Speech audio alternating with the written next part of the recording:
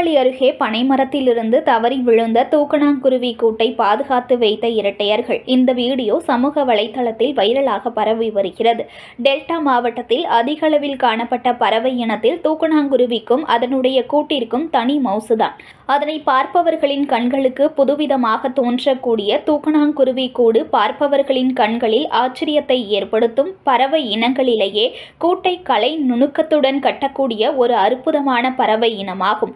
மழை, காற்று, வெயில் காலம் என எந்த காலங்கள் வந்தாலும் அதனை எவ்வாறு காத்துக்கொள்ளலாம் என நுணுக்கமான முறையில் கூட்டை வடிவமைத்து அதில் தனித்தனி அறைகள் அமைத்து ஒளிரும் மின்மினி பூச்சிகளை கொண்டு விளக்குகளை அமைத்து சிறப்பான ஒரு வாழ்க்கையை வாழ்ந்து வருகிறது. இந்த தூக்கணாங்குருவி கூடு தற்போது வீடுகளை கட்டுவதற்கு பொறியாளர்கள் எந்த அளவிற்கு தேவைப்படுகிறார்களோ அவர்களுக்கு அந்த கலையை இந்த தூக்கணாங்குருவி கூடு ஒரு எடுத்துக்காட்டாக இருக்கிறது.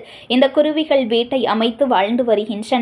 அந்த பறவை இனம் தற்பொழுது விஞ்ஞான வளர்ச்சியால் செல்போன் கோபுர அமைப்புகளால் ஏற்படும் கதிர்வீச்சுகளால் இந்த டெல்டா பகுதியில் பெரும்பாலும் அழிந்துவிட்டது.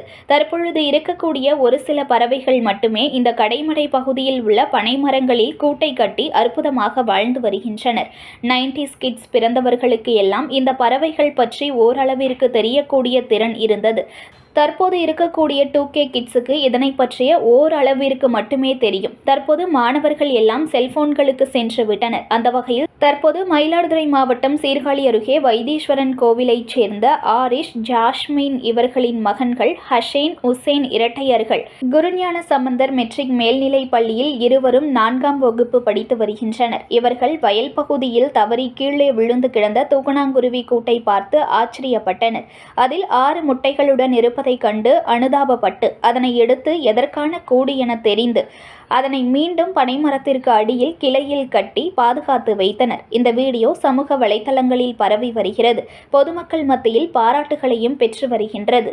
செய்திகளை உடனுக்குடன் தெரிந்து கொள்ள லைக் பண்ணுங்க, ஷேர் பண்ணுங்க, சப்ஸ்கிரைப் பண்ணுங்க, மறக்காம கமெண்ட் பண்ணுங்க.